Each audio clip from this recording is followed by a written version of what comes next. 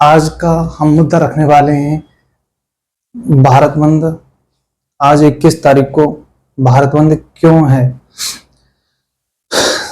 सबसे पहले हम यह जान लेते हैं कि आखिर भारत बंद करने का निर्णय क्यों लिया गया। यह फैसला सुप्रीम कोर्ट के उस निर्णय के खिलाफ लिया गया है जिसमें कोर्ट की ओर से एससी और एसटी श्रेणी में क्रीमिलेयर को आरक्षण देने का निर्णय लिया गया है। कोर्ट ने कहा है कि जिन लोगों को इसकी आवश्यकता है उन्हें आरक्षण मिलना चाहिए। ऐसे में इस फैसले के खिलाफ आरक्षण बचाओ संघर्ष समिति की ओर से इस निर्णय का विरोध किया जा रहा है और पूरे भारत बंद का ऐलान किया गया है।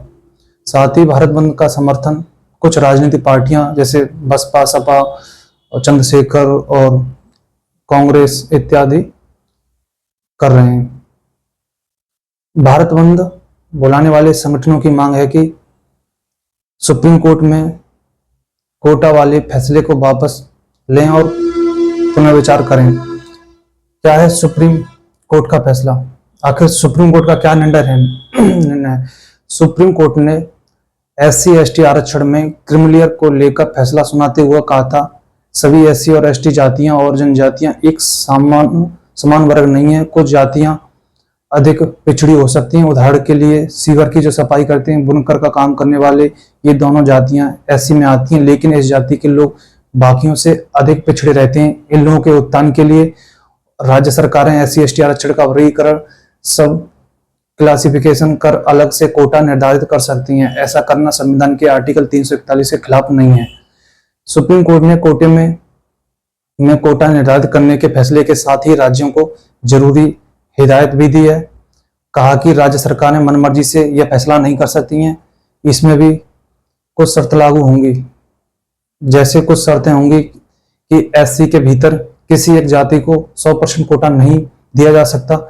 एससी में शामिल किसी जाति का कोटा तय करने से पहले उसकी हिस्सेदारी का पुख्ता डाटा लेना होगा। ऐसा नहीं कि ऊपर से कुछ भी मतलब कर दिया।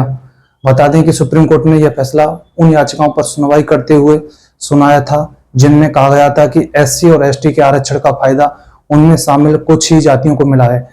इससे कई जातियां पीछे रह गई हैं जो कि विकास नहीं हो पाया उनका। उन्हें मुख्य धारा में बराबर मिलाने के लिए कोटा होना चाहिए। इस दलील के आड़े 2014 का सुप्रीम कोर्ट का फैसला आ रहा था जिसमें कहा गया था कि अनुसूचित जातियों का वर्गीकरण कर सकते हैं।